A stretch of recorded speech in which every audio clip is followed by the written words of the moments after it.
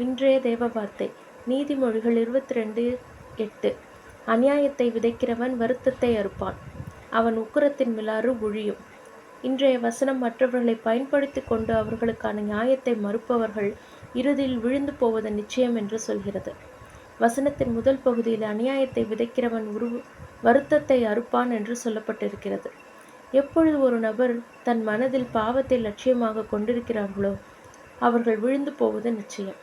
பாவம் வெறுமையானதை கொண்டு வரும், லாபமும் தராது, மதிப்பையும் இழந்து போக பண்ணும்.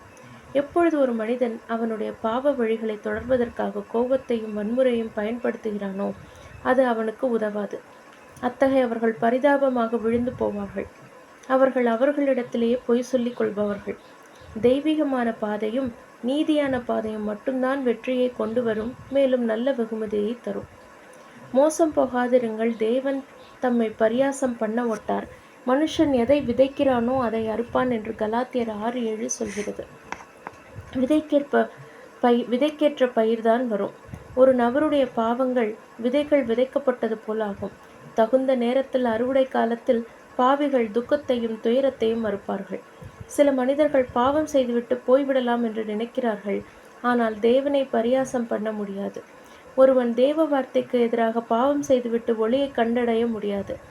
தேவன் அவர்களுடைய முரட்டாட்டத்திற்காக அவர்களை தூளாக அரைத்து போடுவார்.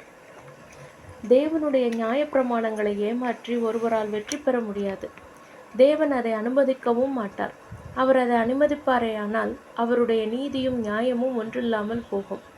ஞாயிற்றுக்கிழமைகளில் மட்டும் வேடம் தெரிக்கும் ஒரு மதம் சார்ந்த மாயக்காரரின் சந்தோஷம் மிகவும் சிறியதாகும். வசனத்தின் அடுத்த பகுதியில் அவன் உக்கிரத்தின் மிலாறு ஒழியும் என்று சொல்லப்பட்டிருக்கிறது. பொல்லாத மனிதன் அவனுடைய உக்கிரத்தின் மிலாறு மற்றவர்களை வணங்கி அவனுக்கு கீழ்ப்படிய பண்ணும் என்று நினைக்கிறான்.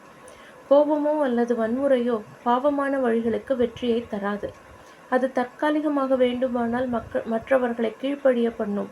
ஆனால் அவர்களுடைய பொல்லாங்கான வழிகள் வெற்றி பெறாது. இத்தகைய உக்கிரமுடைய மனிதனுக்கும் மேலாக ஒருவர் இருக்கிறார். அவர் இத்தகைய மக்களை நொறுக்கி போடுவார். எல்லா கோபமும் தவறானது அல்ல. கோபத்தில், வன்முறையினால் பாவத்தில் வாழும் உக்கிரத்தை பற்றி கண்டனம் செய்யப்பட்டுள்ளது. பினேகாஸ் சரியான காரணங்களுக்காக கோபம் கொண்டான். அது அவனுக்கு ஆசீர்வாதத்தை கொண்டு வந்தது. இயேசு கிறிஸ்து மிகவும் கோபமாக இருந்தார். ஆனால் அவருடைய மிலாறு பழுதாகவில்லை. பாவம் நிறைந்த கோபம் தோற்றுப்போகும். பாவத்தை விதைக்கிறவர்கள் அநியாயத்தை அறுப்பார்கள் என்று பரிசுத்த வசனங்கள் சொல்கிறது. மேலும் அவர்களுடைய பொய்யின் கனிகளை உண்ண வேண்டும் என்றும் சொல்கிறது. உலகம் முழுவதும் இருக்கும் விசுவாசிகள் கோபத்தில் பாவம் செய்யக்கூடாது. அப்படி மீறி செய்பவர்கள் அதன் விளைவுகளை அறுக்க வேண்டும் என்று எச்சரிக்கிறது இன்றைய வசனம். மேலும் உலகம் முழுவதும் இருக்கும் விசுவாசிகள் எப்போதும் நினைவில் கொள்ள வேண்டியது என்னவெனில், தேவனிடத்தில் பாவ மன்னிப்பு உண்டு அவர்களுடைய பாவத்தை அறிக்கை செய்பவர்களுக்கு.